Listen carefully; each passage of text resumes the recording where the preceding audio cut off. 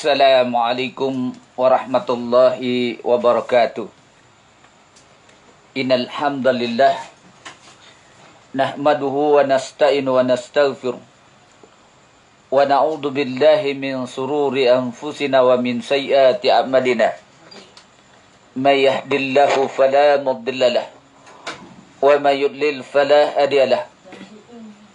Ashhadu an la ilaha illallah wahdahu la syarika lahu wa ashhadu anna sayyidana Muhammadan abduhu wa rasuluh. Allahumma salli salatan kamilatan wa sallim salaman taman ala sayyidina Muhammadin alladhi tanhalul bilqad wa tanfad bilqurab wa tuqda bihil khawaij wa tunadi biraghaib wa khusnul khawatim wa yustasqal humamadihil karim wa ala alihi wassabi fi kulli wa naqsim badadi kulli ma'lum lak. Allahumma annal haqq haqqa warjuqna tibah wa annal batila batila warjuqna tinabah.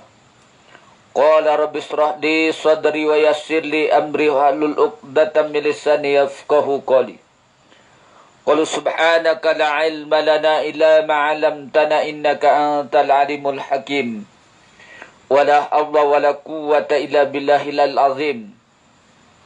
Fa inna asdaqal hadisi kitabullah wa khairal adi Muhammad sallallahu alaihi wasallam wa syarrul umuri muhdatsatuha wa kullu muhdatsatin bid'ah wa kullu bid'atin dalalah.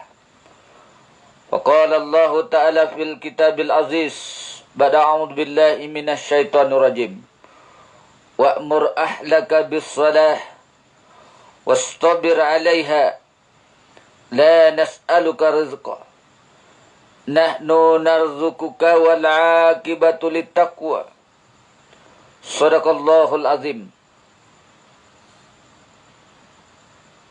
Dan perintahkanlah keluargamu melaksanakan salat dan sabar dalam mengerjakannya. Kami tidak meminta rezeki kepadamu. Kamilah yang memberi rezeki. Kamilah yang memberi rezeki kepadamu.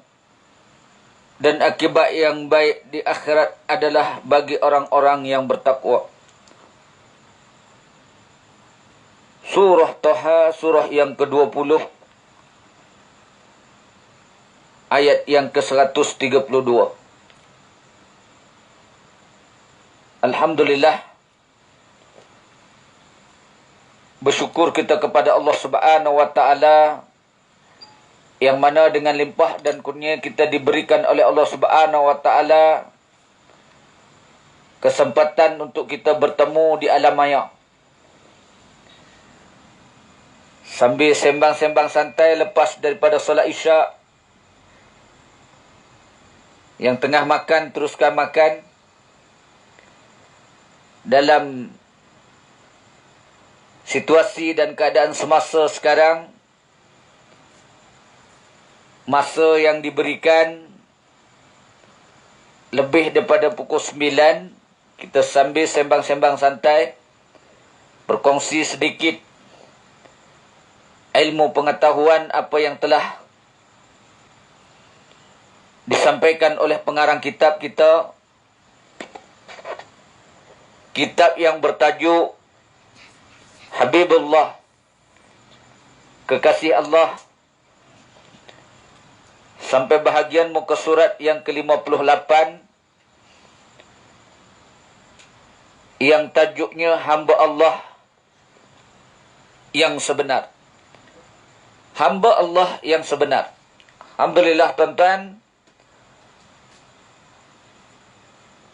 bersyukur kita kepada Allah Ta'ala sekali lagi kerana dapat bertemu di alam maya.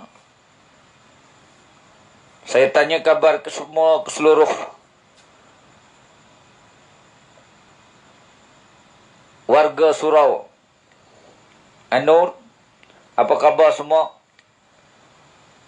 Tuan-tuan muslimin dan muslimat yang dirahmati Allah Subhanahu wa Ta'ala sekalian. Moga-moga kita semua dilindungi oleh Allah Subhanahu wa Ta'ala dan diberkati, dirahmati oleh Allah Subhanahu wa Ta'ala di dalam menjalankan kehidupan. InsyaAllah muslimin dan muslimat yang dirahmati Allah Subhanahu wa taala sekalian. Masuk ke dalam perbincangan kita, tajuk kita pada malam ini, apa yang telah disebut oleh pengarang kitab ni, katanya solat itu tiang agama. Tuan-tuan, di dalam kitab kita, tuan-tuan yang dah buka kitab semua, muka surat 58, tajuk dia seperti mana yang saya dah sebut tadi, hamba Allah yang sebenar. Dan di bawah tu, di tengah tu ditulis, solat itu tiang agama. Kemudian di bawahnya lagi ditulis, La ilaha illallah Muhammadur Rasulullah. Muslimin dan muslimat umat sekalian. Rasulullah sallallahu alaihi wasallam bersabda, sesungguhnya apabila seseorang hamba itu berdiri untuk solat, maka diletakkan semua dosa-dosanya di atas kepala dan kedua bahunya.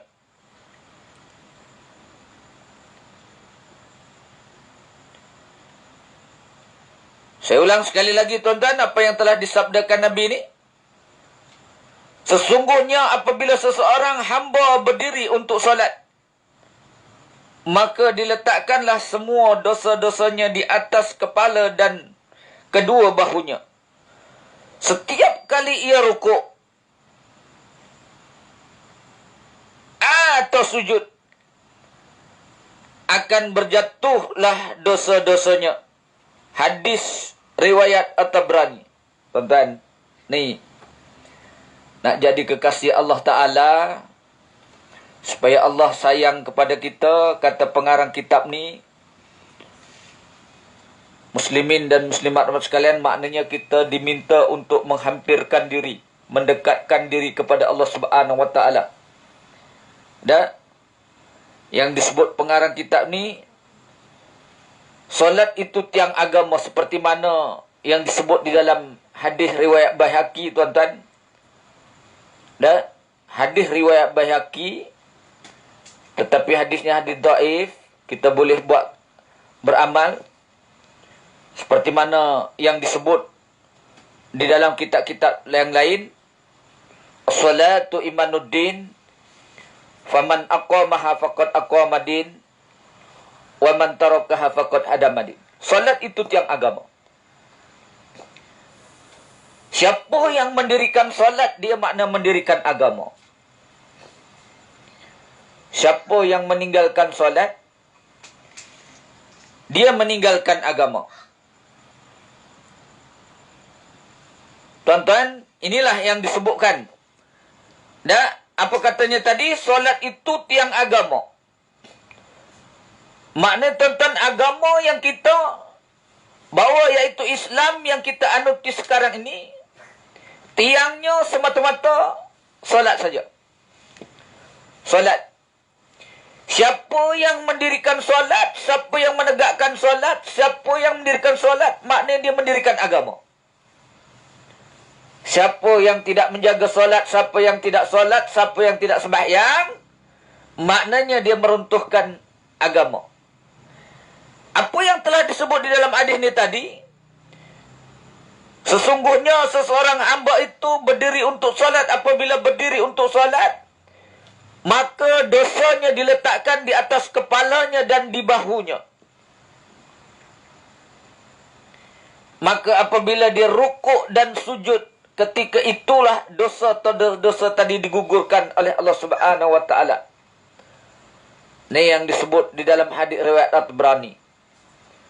Tuan-tuan, solat. Semata-mata tuan-tuan muslimin dan muslimat sekalian, solat ini bukan semata-mata muslimin dan muslimat umat sekalian hanya untuk orang-orang tertentu. Bahkan tuan-tuan muslimin dan muslimat, setiap individu umat Islam. Yang disebutkan sini, solat itu tiang agama tadi.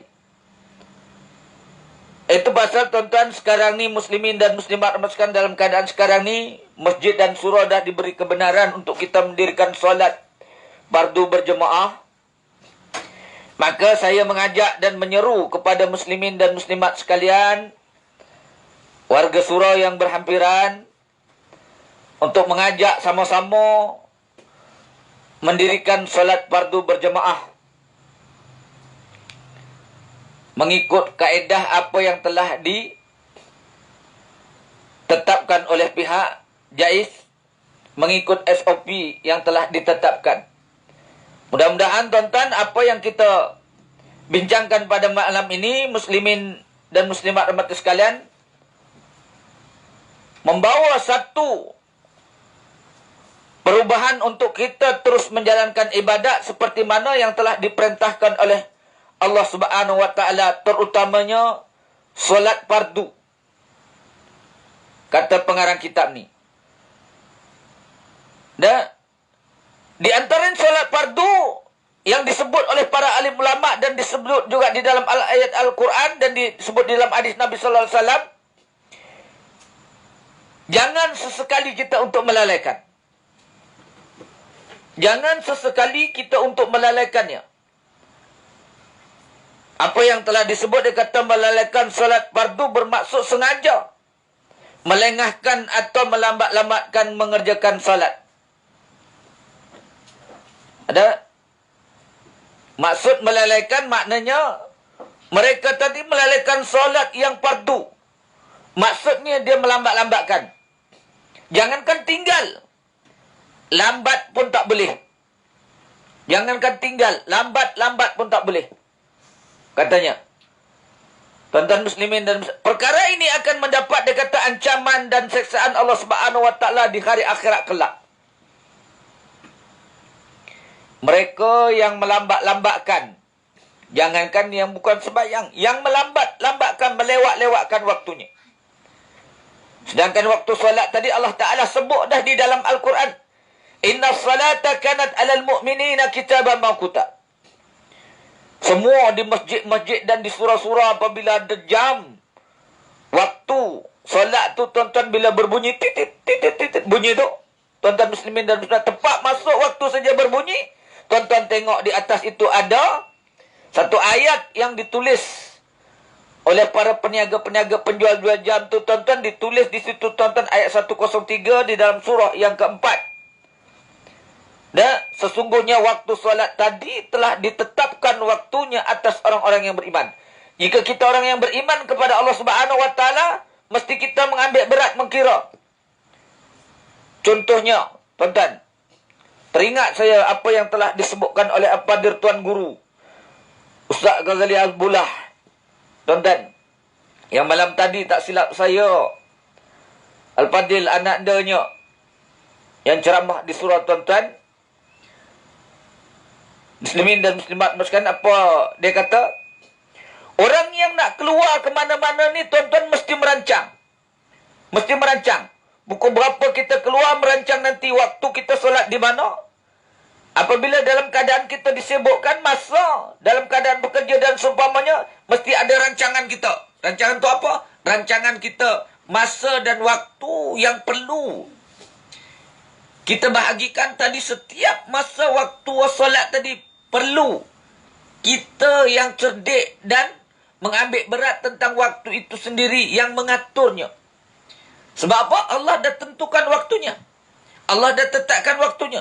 Manusia yang bijak ini, dia kata, mesti reti untuk mengiranya. Contoh, bila tuan-tuan datang ke pasar, beli barangan pasar, waktu subuh contohnya. Tuan-tuan, dan terang-terang, tuan-tuan, waktu subuh, contohnya 5:55 minit. Sedangkan dalam masa yang sama, tuan-tuan muslimin dan muslimat sekalian, 55 tadi, tuan-tuan, kita masih sibuk dengan membeli belah ke, sibuk mencari barang ke, ataupun kita sudah siap sedia untuk kita mendirikan solat berjemaah. Ini tuan-tuan muslimin dan muslimat sekalian, mesti merancang. Nak keluar ke satu tempat, kata Tuan Guru tadi, tuan-tuan, mesti kita tahu kita akan solat di bahagian mana, di tempat mana, Di daerah mana? Di masjid dan surau mana? Dia kata. Ingat tuan-tuan. Apa nasihat dia? Cukup ingat. Tuan-tuan muslimin dan muslimat rahmat Allah Subhanahu wa taala sekalian. Sebab apa Allah Subhanahu wa taala ancam bagi mereka yang melewat-lewatkan dan melambat-lambatkan, apatah lagi mereka yang tidak mengerjakan langsung. Firman Allah Subhanahu wa taala, a'udzubillahi minasyaitonir rajim. Fa khallafa min ba'dihim khalfun adaa'us shalah wattaba'us syahwat fasawfa yalqawna khayya. Kemudian yakni sepeninggalan mereka digantikan oleh pengganti-pengganti yang jahat. Mereka mensia-siakan solat dan mengikut hawa nafsunya. Sebab itu mereka menemui kejahatan. Tuan-tuan muslimin dan muslimat, sepeninggalan mereka digantikan oleh pengganti-pengganti yang jahat. Disebabkan apa tuan-tuan? Mereka mensia-siakan solat. Mensia-siakan ni tuan-tuan, apa yang telah disebut oleh para alim ulama sia-sia solat tadi, salah satunya melewatkan, melambatkan, tidak tepat masa, tidak tepat waktu. Kita dalam keadaan tu tuan-tuan, itu pasal diperintahkan kepada kita ayat yang mukadimah saya buat baca mula-mula tadi, ayat 132 tadi, diminta tuan-tuan, perintahkan anak kamu untuk mendirikan sembahyang. Perintahkan anak. Tuan-tuan, diperintahkan anak kita untuk mendirikan sembahyang. Juga disebut di dalam hadis yang lain, muru auladakum bis-salati abna'u sab'a sinina wadribuhum. Allah sebut, Nabi sebut tuan-tuan. Dan perintahkan anak kamu ketika usia dia 7 tahun, ajarkan kepada anak kamu semasa usia dia 7 tahun, ajarkan dia sembahyang. Bila masuk usia dia 10 tahun, dia tak sembahyang, pukul. Perintah pukul tuan-tuan. Itu pasal tuan-tuan bermula daripada usia yang sedemikian. Apabila sudah dididik dan diajar, diperintahkan kepada kita, Allah Ta'ala berikan ancaman tadi, yakni kemudian sepeninggalan mereka itu digantikan dengan pengganti-pengganti yang jahat. Disebabkan apa? Mereka itu mensia-siakan solat. Dan disebabkan apa? Mengikut hawa nafsu. Nantilah dulu, kerja tak siap lagi, contoh. Nanti dulu, bos ada lagi. Dah, bos tak keluar lagi. Tak boleh nak solat. Tuan-tuan, muslimin dan muslimat yang dirahmati Allah Subhanahu wa taala sekalian, benda ni paling bahaya. Cukup membahayakan kita. Ada? Seelok-eloknya tuan-tuan muslimin dan muslimat sekalian, dah diperintahkan untuk kita menjaga solat. Apa disebut oleh Nabi sallallahu alaihi wasallam tuan-tuan di dalam hadisnya, mereka yang berkehidupan tuan-tuan menjaga ibadat terutamanya solat yang telah diperintahkan oleh Allah Subhanahu wa taala, katanya muslimin dan muslimat sekalian, man hafaza 'alaiha kanat lahu nuran wa burhanan wa bajat yaumul qiyamah wa ma lam yuhafiz 'alaiha lam yakul lahu nuran wala burhan wa najat al-yawmal qiyamah ma'a fir'auna wa qarun wa haman wa ubay bin khalaf. Tengok tuan-tuan, apa yang dikhabarkan kepada kita melalui hadis riwayat Ahmad dan Tabrani tuan-tuan. Katanya barang siapa yang mahu menjaga solatnya. Dengar molek-molek. Ni masalah solat, pesankan kepada anak, isteri kita, kepada keluarga kita, dan kepada seluruh umat Islam. Maka dia kata adalah ia menjadi cahaya dan tanda, bukti serta dapat yakni menyelamatkan baginya pada hari kiamat nanti. Siapa yang menjaga solat, jadi saksi dan bukti menjadi penyelamat pada hari kiamat kelak nanti. Mereka yang menjaga solat. Mereka yang menjaga solat, maknanya selamat daripada apa yang telah Allah peringatkan. Bahkan ancaman Yang Allah Ta'ala sebut di dalam surah yang ke-74. Surah Al-Mujadilah, tuan-tuan. Ayat yang ke-42 dan 43. Ma salakakum fis saqar. Ma salakakum fis saqar. Apa sebabnya kamu ni masuk neraka sakar ni? Apa sebab? Mereka menjawab dengan jawapan qalu lam nakum minal musallin. Dahulu, wahai Allah, dahulu semasa aku hidup di dunia, aku sibuk dengan kerja, aku sibuk dengan jaga majikan, aku sibuk dengan perniagaan. Ada semua. Sehingga kan yang menyebutkan tadi, sehingga kan meninggalkan dia solat. Qalu lam nakum minal musallin. Semasa di dunia dulu aku tak sembahyang. Itu yang menyebabkan, tuan-tuan, mereka duduk dalam neraka sakar tadi. Ni Allah Ta'ala beri ancaman. Bagi mereka yang menjaga solatnya menjadi bukti dan cahaya pada hari kiamat besok. Dan menyelamatkan bagi mereka yang menjaga sembahyangnya. Sedangkan orang yang tidak mahu menjaga solatnya dan tidak mempunyai cahaya dan tanda bukti serta penyelamat di hari kiamat nanti. Bahkan mereka akan dihimpunkan bersama dengan, tengok tuan-tuan, apa disebut di sini? Dihimpunkan bersama dengan Fir'aun, Qarun, Haman, Ubay bin Khalaf. Akan dihimpunkan bersama dengan mereka. Tuan-tuan muslimin dan muslimat yang dirahmati Allah Subhanahu wa taala sekalian. Perkara ini jelas Allah dan Rasul terangkan di dalam Al-Quran dan di dalam hadis-hadis Nabi sallallahu alaihi wasallam. Tetapi malangnya muslimin dan muslimat yang dirahmati Allah Subhanahu wa taala, seolah-olah peringatan ini yang disebut oleh pengarang kitab tadi, dan hamba Allah yang sebenar tadi siapa? Mereka yang tetap, tuan-tuan, melaksanakan titah perintah Allah Subhanahu wa taala. Sehingga kan diperingatkan kepada kita setiap mana, tuan-tuan? Setiap minggu perayaan umat Islam seminggu sekali pada hari Jumaat. Dan Allah Ta'ala sebut di dalam Al-Quran, ya ayyuhallazina amanu, wahai orang-orang beriman, dan bertakwalah kamu kepada Allah Ta'ala dengan sebenar-benarnya takwa. Dan janganlah kamu mati dalam keadaan matinya bukan jadi orang Islam. Surah Al-Imran, tuan-tuan. Surah yang ketiga, ayat yang ke-102. Allah Ta'ala sebut, wahai orang-orang yang beriman, jangan kamu sesekali mati sekiranya sampai ajal kamu mati dalam keadaan bukan Islam. Tuan-tuan, Nabi sebut beza antara orang kafir dengan orang Islam ni sembahyangnya. Dan itu pasal kata pengarang kitab ni tadi, solat itu tiang agama. Apa yang disebut gini? Siapakah hamba Allah itu? Ditanya oleh pengarang kitab ni, siapakah hamba Allah yang beriman?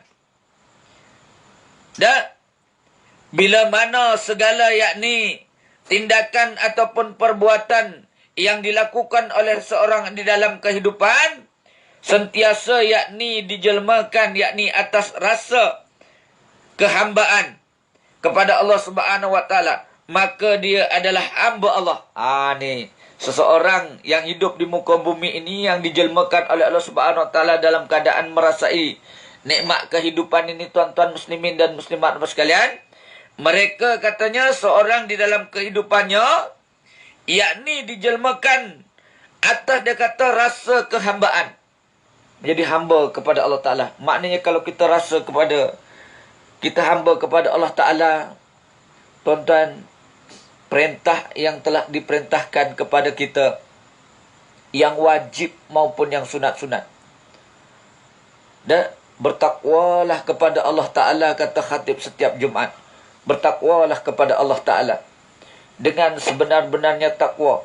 Dengan arti kata bertakwa dalam keadaan buat yang diperintah. Perintah tadi baik yang wajib maupun yang sunat-sunat. Dan diperintahkan yang wajib maupun yang sunat-sunat. Buat dan tinggallah segala yang dilarang. Larangan tadi baik yang haram maupun yang makruh-makruh.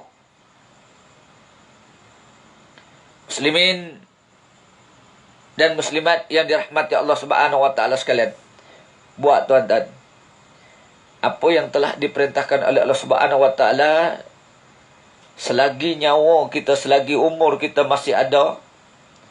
Tuan-tuan muslimin dan muslimat sekalian, mudah-mudahan apabila kita laksanakan apa yang telah diperintahkan oleh Allah Subhanahu wa taala, inilah yang disebutkan oleh pengarang kitab tadi, apa yang dikatakan hamba Allah yang sebenar tadi, yakni mereka satu, bila mana segala tindakan yang kita lakukan tadi oleh yakni seseorang di dalam kehidupannya, yakni sentiasa dijelmakan atas rasa hamba kepada Allah Subhanahu wa taala, maka dia dikata adalah hamba Allah Subhanahu wa taala.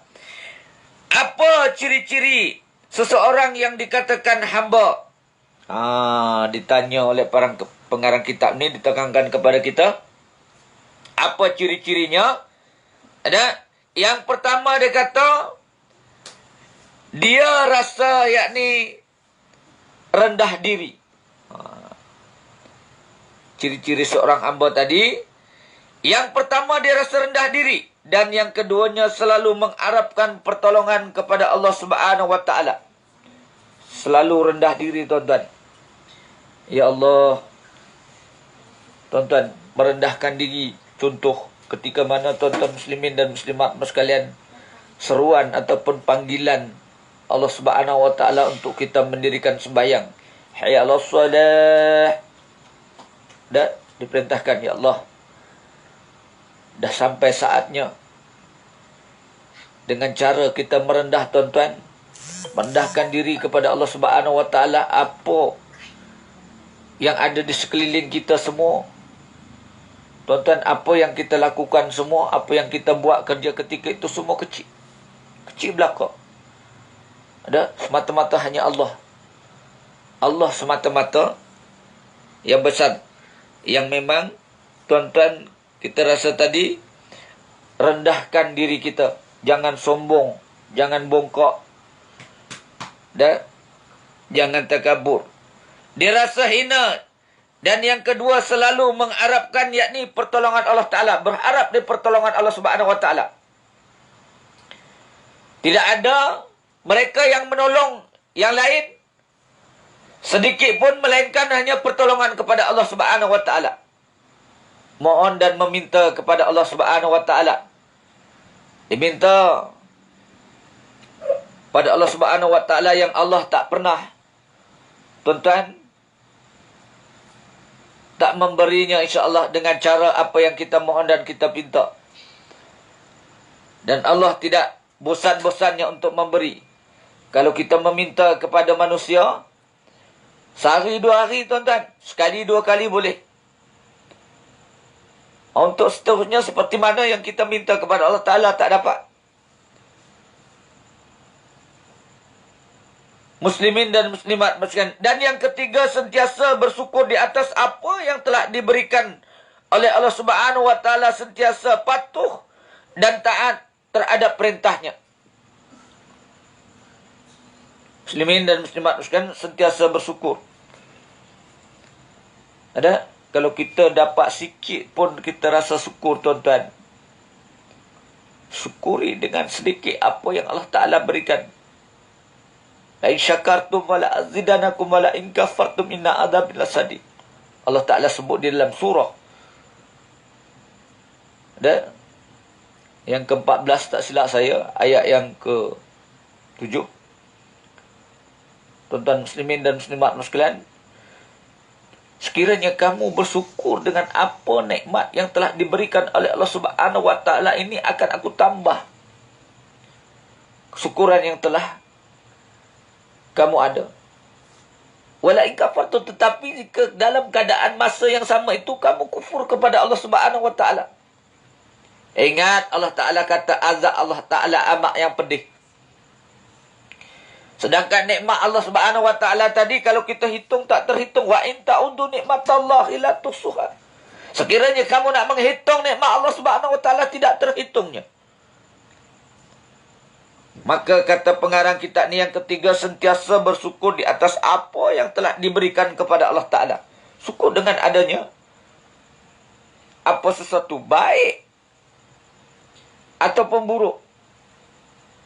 Tuan-tuan, yang diberikan kepada kita, mesti ada hikmahnya di sebalik itu. Allah Ta'ala berikan kepada kita. Ada hikmahnya. Muslimin dan muslimat yang dirahmati Allah sekalian.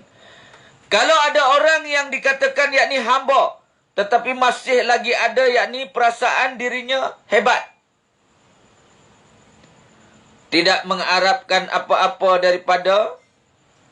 dari Allah Subhanahu wa taala, serta tidak taat kepadanya, yakni mentaati perintahnya, maka dia ini yakni sebenarnya bukan hamba tetapi hamba yang terpaksa. Tuan-tuan, kalau ada yakni orang yang dikatakan hamba tetapi masih ada lagi perasaan dirinya hebat, dia yang semua segala-galanya, bukan Allah Subhanahu wa taala. Kata pengarang kitab ni, sebenarnya mereka itu hanyalah hamba yang terpaksa menjadi hamba Allah Ta'ala, kerana dia sentiasa memang hidupnya di dunia tapi tidak dia mengakui selaku hamba kepada Khalik, kepada Sang Pencipta. Tuan-tuan, hanya hamba yang terpaksa kena hidup di muka bumi Allah Subhanahu wa taala. Muslimin dan muslimat yang dirahmati Allah Subhanahu wa taala sekalian. Ni yang telah disebut oleh pengarang kitab kita ni, tuan-tuan. Apa yang dilakukan yakni tidak ikhlas, hasil kerjanya ala kadar saja, sikapnya yakni bermuka-muka dan tidak yakni boleh diharap. Ini tuan-tuan, apa yang dilakukan dengan cara tidak ikhlas, dah diharapkan macam-macam, dia nakkan bermuka-muka, dia nakkan nama, dia nakkan pujian dan seumpamanya. Hasil kerjanya ala kadar saja. Kalau kita kerja dengan majikan tidak memuaskan, dah, kalau kita bekerja satu hamba kepada Allah Subhanahu wa taala tadi, sambil level je. Tuan-tuan, sikapnya bermuka-muka dan tidak boleh diharap. Tak boleh diharap. Yang sepatutnya harapan kita, tuan-tuan, kepada apa yang telah mereka lakukan, kita berharap supaya mereka dengan cara bersungguh-sungguh melaksanakannya. Di sini Allah Subhanahu wa taala dia kata, di sisi Allah Subhanahu wa taala seorang yang menjadi hamba kerana terpaksa, orang itu tidak dikira sebagai hamba yang sebenar. Amalannya berpura-pura dan hanya yakni nampak pada luarnya saja. Ini tidak dikira sebagai amal yang saleh. Allahu Akbar, tuan-tuan. Yang mereka lakukan tidak dikira sebagai amal soleh. Dan ramai orang yang beribadat dengan cara, tuan-tuan, terkadang, tapi apa yang telah disebut. Ada kawan-kawan kita terkadang, dia kata mulanya nak nampak menunjuk dulu, dia kata. Kemudian kita paksakan. Apabila dah paksakan, tuan-tuan, terkadang masih juga ada yang nampak menunjuk. Ini yang kata disebut oleh pengarang kitab tadi. Ia selalu yakni muslimin dan muslimat, amalan yang dilakukan itu tidak dikira sebagai amal soleh. Allahu Rabbi, tuan-tuan muslimin dan muslimat yang dirahmati Allah Subhanahu wa taala sekalian. Jadi nak jadi hamba Allah Ta'ala yang sebenar tadi dengan cara macam mana, apa yang telah diperingatkan oleh pengarang kitab ni. Maknanya, tuan-tuan, jangan kita duk rasa tinggi diri, sombong, diperintahkan kepada kita, yakni untuk merendah diri, rasa hina kita di depan Allah Subhanahu Wa Taala. Ada hina sehina-hinanya. Jangan duk rasa sombong, duk selalu dah saya sebut dah. Ke mana-mana tempat pun memang saya sebut dah. Apa kita nak sombong? Duk ke hulu kilir, masuk masjid surau, ke mana-mana kita bawa tabung najis. Kita bawa tabung najis. Apa yang perlu kita sombongkan? Muslimin yang dirahmati Allah Subhanahu Wa Taala sekalian. Baik, yang seterusnya. Perasaan hamba ataupun tidak hamba terletak pada hati sendiri seseorang tu. Yakni perasaan ini tidak tepat. Ia selalu yakni berubah-ubah mengikut gerak hati seseorang. Ni tuan-tuan, itu pasal tuan-tuan kata ulama disebut oleh Syekh Fahmi Zamzam tuan-tuan di dalam kitab. Tak silap di dalam kitab Penawar. Peristiwa akhir zaman. Tuan-tuan, 40 hadis akhir zaman. Syekh Fahmi Zamzam menyebut tuan-tuan, hati manusia ni tempat telekan Allah Ta'ala, pandangan Allah Ta'ala. Tempat pandangan Allah Subhanahu Wa Taala, di mana hati tadi tempat untuk ditilik dan dipandang oleh Allah Subhanahu Wa Taala. Bermula apa yang telah disebut oleh pengarang kitab kita ini tuan-tuan, perasaan hamba ataupun tidak tadi terletak pada hati sanubarinya. Macam mana hati kita? Kita dok rasa macam mana? Sombong, bongkak, takabur dan seumpamanya, dan seumpamanya kah? Ataupun dalam masa yang sama? Sebab tuan-tuan, inilah yang disebut di dalam kitab tu tuan-tuan. Kalau tuan-tuan buka di dalam mukadimah awal-awal lagi di dalam kitab 40 hadis akhir zaman tu tuan-tuan muslimin dan muslimat sekalian, ala wa inna fil jasad mudghah, disebut idza salahat salahat jasadu kulluhu wa idza fasadat fasadat jasadu kulluhu ala wa qalbu. Di dalam hati seseorang anak Adam tadi ada segumpal daging, ada seketul daging. Apabila daging tadi baik, maka dia akan meremote, akan mengontrol anggota badan dia akan jadi baik. Tengok tuan-tuan. Ada diremote dan dikontrolnya kita supaya hamba tadi, tuan-tuan, Allah Ta'ala disebutkan tadi di dalam juga pengarang kita ni menyebutnya tuan-tuan muslimin dan muslimat sekalian, hati, persoalan hati.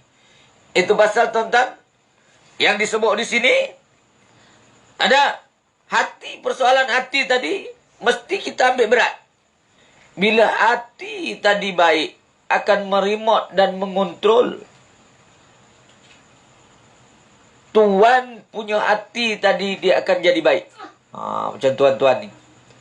Tuan-tuan, tiap malam dengar kuliah, duk saya ikuti juga. Dengar kuliah pukul 9 lebih. Dah, tiap malam. Dah, disebabkan apa tuan-tuan? Buka perkara yang macam ni. Sebabkan hati tuan-tuan baik. Yang baru balik dari surau, yang baru balik dari masjid. Dah, lepas dengar kuliah ni pula nanti tuan-tuan baca Quran lagi, nak tidur baca surah Al-Mulk. Tuan-tuan, baca Quran sebelum tidur, baca Quran, baca surah Al-Mulk sebelum tidur. Tuan-tuan muslimin dan muslimat yang dirahmati Allah Subhanahu Wa Taala sekalian. Dan lazimkan tuan-tuan, lazimkan perkara ini seperti mana yang kita dah sebut bulan lepas.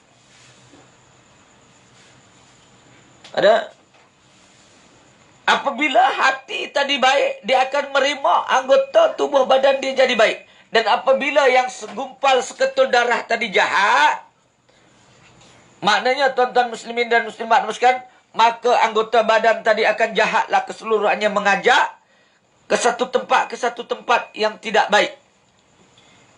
Ala wa iya qalbu, iaitu hati. Inilah hati yang perlu kita jaga tuan-tuan. Disebabkan apa? Hati tadi tempat telekan dan pandangan Allah Subhanahu Wa Taala. Muslimin dan muslimat yang dirahmati Allah Subhanahu Wa Taala sekalian. Baik, yang seterusnya. Doa supaya dapat memelihara hati yang berbolak-balik selalu dibaca di dalam tahiyat akhir juga. Ni kadang-kadang tuan-tuan ada setengahnya tak baca. Jadi bermula malam ni apabila kita dah dengar seumpama macam ni tuan-tuan, sama-samalah kita baca. Di dalam tahiyat akhir tu selepas innaka hamidum majid, kata pengarang kitab ni, diperintahkan untuk kita berdoa supaya hati kita tidak dibolak-balikkan. Dan apa yang disebut di situ tuan-tuan, ya muqallibal qulub, wahai Tuhan yang membolak-balikkan hati, sabbit qalbi ala dinik wa ala taati. Tuan-tuan, diminta supaya apa? Jangan dibolak-balikkan hati kita setelah kita Allah Ta'ala tunjukkan kebenaran. Supaya kita mengikut yang benar tadi, tetap kita ikuti yang benar. Supaya kita ikuti kebenaran. Ada? Seperti mana yang Nabi tunjukkan di dalam awal mukadimah tadi. Fa inna asdaqal hadisi kitabullah wa khairal adi Muhammad sallallahu alaihi wasallam wa syarrul umuri muhdatsatuha wa kullu muhdatsatin bid'ah kullu bid'atin dhalal. Awal tadi lagi. Dan sebaik-baiknya tunjuk yang perlu kita ikuti, yakni petunjuk Al-Quran, dan jalan sebaik-baiknya jalan, yakni jalan yang dibawa oleh Nabi sallallahu alaihi wasallam. Tuan-tuan muslimin dan muslimat yang dirahmati Allah Subhanahu wa taala sekalian. Ini kata pengarang kitab ni, diminta supaya apa disebut sini? Ya Allah, jadikanlah hatiku ini tetap di atas jalanmu dan tidak yakni mudah terpengaruh dengan bisikan yang membawa yakni kerosakan. Minta supaya hati kita ni ditetapkan oleh Ta'ala di atas jalan yang dibawa Nabi sallallahu alaihi wasallam, mengikut jalan Al-Quran yang dibawa Nabi sehingga kan ke hari ini para alim ulama ikut jalan macam ni. Dan ni dia tuan-tuan, supaya Allah Ta'ala berikan kepada kita supaya hati kita tidak terbolak-balik.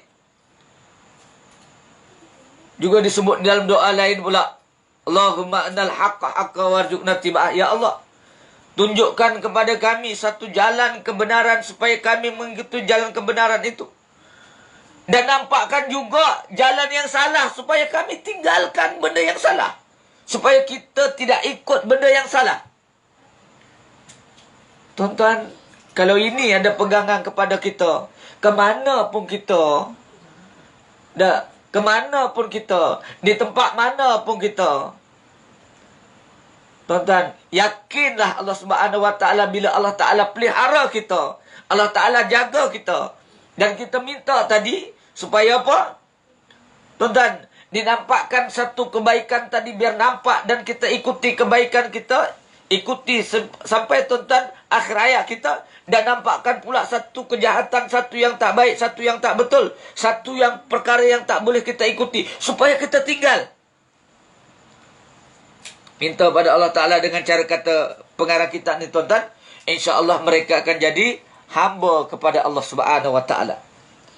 Hamba yang sebenar tadi, muslimin dan muslimat yang dirahmati Allah Subhanahu wa taala.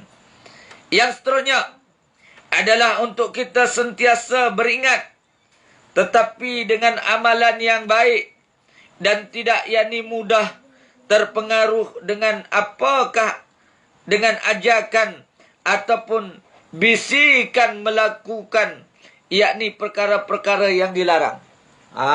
Mudah-mudahan tuan-tuan, kita minta kepada Allah Subhanahu wa taala agar dijauhkan kita daripada ajakan ataupun bisikan setan, ya, yang melakukan perkara-perkara yang telah dilarang oleh Allah Subhanahu wa taala. Muslimin dan muslimat yang dirahmati Allah Subhanahu wa taala sekalian. Sikit lagi, masa sikit lagi kita terus sambung sedikit lagi tuan-tuan. Harap-harap boleh dapat menunggu sedikit. Sebanyak lagi apa yang telah disampaikan oleh pengarang kitab ni, kita jadikan ibrah dan pengajaran. Baik, yang seterusnya, Seseorang yang melakukan sesuatu aktiviti ataupun kerja boleh menilai sendiri, yakni sama ada unsur-unsur amba wujud di dalam amalannya. Jika ada, yakni setakat mana tahapnya, maka itulah yang menjadi ukuran ibadat seseorang tadi di sisi Allah Subhanahu Wa Taala. Seorang tadi mesti boleh menjadi satu. Kita jadikan kehidupan kita jadikan kayu ukur untuk kita menilai mana satu yang baik, mana satu tak baik. Mana satu yang boleh kita ikut, mana satu tak boleh kita ikut. Tuan-tuan, itu pasal Allah Ta'ala sebut, tuan-tuan, laqad khalaqnal insana fi ahsani taqwim. Sebaik-baik kejadian dicipta oleh Allah Subhanahu Wa Ta'ala, yakni manusia. Diberi akal dan fikiran. Dan tidak seperti mana binatang. Akal diberi binatang, tapi tak reti nak berfikir kalau binatang. Bezanya dengan manusia. Manusia diberi akal dan fikiran sekali. Kata pengarang kitab ni, tuan-tuan muslimin dan muslimat yang dirahmati Allah Subhanahu Wa Taala sekalian.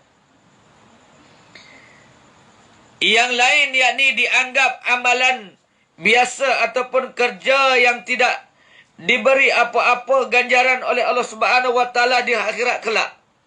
Amalannya adalah sama seperti mana amalan orang-orang yang biasa ataupun golongan yang tidak beriman yang lain.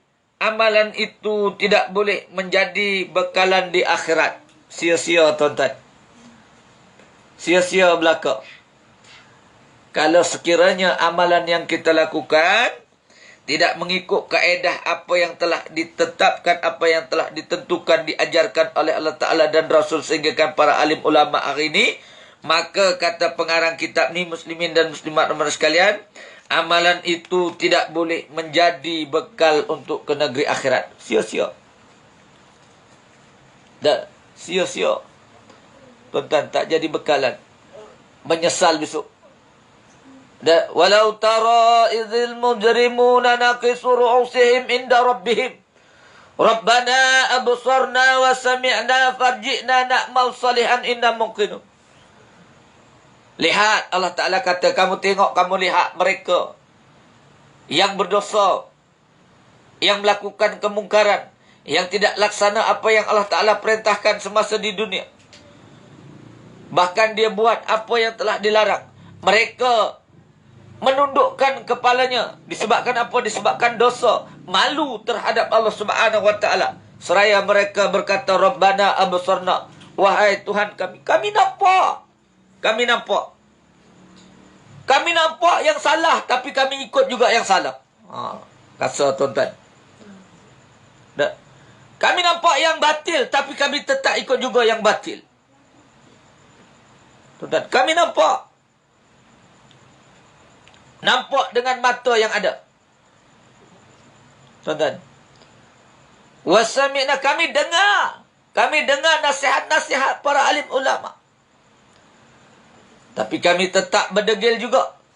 Kami enggan juga. Tuan-tuan. Farji'na na'mal salihan inna mungkun. Balikkan ke dunia walau satu saat. Kami nak buat amal salih. Nak melakukan kebaikan. Masa tu dah tak ada lagi, tuan-tuan muslimin dan muslimat yang dirahmati Allah Subhanahu Wa Ta'ala sekalian. Dan di hari itu Ali bin Abi Talib yakni bergegas, yakni bangun untuk mengerjakan solat subuh berjemaah di masjid bersama Rasulullah sallallahu alaihi wasallam. Tentulah sudah berada di sana. Rasanya yakni hampir tidak pernah Rasulullah sallallahu alaihi wasallam terlewat dari orang-orang di dalam tersebut, yakni kebaikan. Tidak ada yang istimewa kerana yakni memang itulah aktiviti yang sempurna untuk melalui hari. Dan yakni bertahun-tahun lamanya Ali bin Abi Talib sudah yakni sangat terbiasa. Tengok tuan-tuan. Aktiviti apa yang telah diperintahkan oleh Ta'ala, Nabi sudah terbiasa yang mereka lakukan bersama Ali yang disebut oleh Sayyidina Ali ni tuan-tuan, muslimin dan muslimat sekalian, apa katanya? Saat mana? Saat Sayyidina Ali yakni telah terlewat subuh berjemaah. Lewat subuh berjemaah. Ini keluhannya. Di sini hari itu Ali, dia kata Ali bin Abi Talib yakni bergegas bangun. Bergegas bangun untuk melaksanakan solat fardu subuh secara berjemaah. Tiba-tiba tuan-tuan dia kata, langit masih gelap, cuaca dia kata masihlah dingin. Dan janganlah yakni jalanan dia kata masih pula yakni diselimuti kabut pagi yang turun yakni bersama embun. Ali melangkahkan kakinya menuju ke masjid. Dari kejauhan sudah terdengar suara Bilal memanggil-manggil dengan azan yang berkumandang merdu ke segenap penjuru kota Madinah. Namun belumlah begitu banyak melangkah ke jalan menuju masjid, di hadapan ada seorang tua. Ali mengenalinya sebagai seorang tua itu yang beragama Yahudi. Orang tua itu melangkahkan kakinya teramat perlahan-lahan sekali. Itu mungkin kerana usianya yang telah lanjut. Nampak sekali ia sangat yakni berhati-hati menyusuri jalan. Allahu Akbar tuan-tuan. Takut. Takut dengan satu perkara ke satu perkara sehingga kan berhati-hati langkahnya dengan dalam keadaan langkah lemah lembut dan seumpamanya disebabkan berhati-hati. Gambaran tuan-tuan perkara berkenaan berhati-hati ini teringat kepada kita semua. Seorang sahabat pernah bertanya kepada Amirul Mukminin, pernah bertanya kepada seorang sahabat, ditanya tentang perkara takwa. Kita sedia tahu dah dan kita sedia ingat dah tahu dah, semua kita dah tahu. Dah ulangan kepada kita, dah ditanya apakah itu takwa itu yang dikategorikan tuan-tuan. Takwa yakni umpama kamu berjalan di satu tempat tadi dipenuhi dengan duri. Bagaimana, macam mana caranya supaya kamu tidak terbijak duri? Maka perlulah kita berhati-hati. Itulah kaedah yang disebutkan oleh pengarang kitab kita ni tuan-tuan muslimin dan muslimat yang dirahmati Allah Subhanahu wa taala sekalian. Habiskan sikit lagi, 1 minit lagi tuan-tuan. Apa yang telah disebut sini, Ali sebenarnya sangat yakni tergesa-gesa. Ia tidak ingin tertinggal yakni mengerjakan solat tahiyatul masjid dan qabliyah subuhnya sebelum yakni melakukan solat subuh berjemaah bersama-sama Rasulullah sallallahu alaihi wasallam, para sahabat dan lainnya. Allahu Akbar. Dia tidak ingin tertinggal tahiyatul masjid dan qabliyah subuhnya. Dan sebab apa? Apabila kita tahu ganjaran tuan-tuan 2 rakaat sebelum subuh, ganjaran pahala dia tuan-tuan kalau nak ditimbang dunia dan isinya, dunia dan isinya lebih berat lagi tuan-tuan 2 rakaat sebelum subuh. Ramai mana di kalangan kita, di antara mereka, di kalangan ahli keluarga kita yang mendirikan solat sunnah sebelum subuh. Dan qabliyah subuh 2 rakaat. Lebih berat lagi 2 rakaat bila ditimbang tuan-tuan dengan dunia dan isinya. Allah, kalau tahu tuan-tuan, itu baru 2 rakaat qabliyah subuh. Belum lagi subuhnya berjemaah. Pahala ganjaran macam mana tuan-tuan? Bahkan disebut di dalam hadis yang lain tuan-tuan, muslimin dan muslimat sekalian, nak kenal orang munafik yang sebenar, disebut oleh Dr. Hanafi Muhammad tuan-tuan di dalam kitab 50 tanda-tanda orang munafik. Dia kata, kenal mereka ini, mereka enggan untuk mendirikan solat subuhnya berjemaah dan isyaknya berjemaah. Ketika mana? Ketika gelap. Golongan munafik ni dia suka solat ketika mana? Ketika waktu terang. Waktu terang. Agar orang lain nampak. Bila gelap orang lain tak nampak, termasuk subuh dan isyak berjemaah tadi, mereka tercicir. tercicir dan enggan mendirikannya. Muslimin dan muslimat yang dirahmati Allah sekalian. Jadi kesimpulannya tuan-tuan, apa yang telah disebut oleh pengarang kita ni nak jadi hamba Allah Subhanahu Wa Taala yang sebenar. Katanya tadi, solat itu tiang agama. Siapa yang mendirikan solat, maka mereka mendirikan agama. Siapa yang meninggalkan solat, maka mereka meruntuhkan agama. Senang ceritanya tuan-tuan, bahasa kasar kita. Dan meruntuhkan agama, yakni tak ada agama. Ini tuan-tuan golongan mereka yang meninggalkan solat. Bahkan mereka yang mensia-siakan solat tadi, Allah Ta'ala sebut di dalam surah Maryam. Tuan-tuan, muslimin dan muslimat sekalian, surah Maryam ni di dalam Al-Quran, tuan-tuan, surah yang ke-19. Selepas surah 11, selepas surah Al-Kahfi. Selepasnya surah Toha. Ayat yang ke-59. Sepeninggalan mereka digantikan dengan pengganti-pengganti yang jahat. Disebabkan apa? Mereka mensia-siakan solat. Tuan-tuan, disebabkan mereka mensia-siakan solat. Tuan-tuan, saya mengajak dan menyeru muslimin dan muslimat. Dah ada peluang kita, tuan-tuan, selama berapa tahun, hampir 2 tahun, tuan-tuan.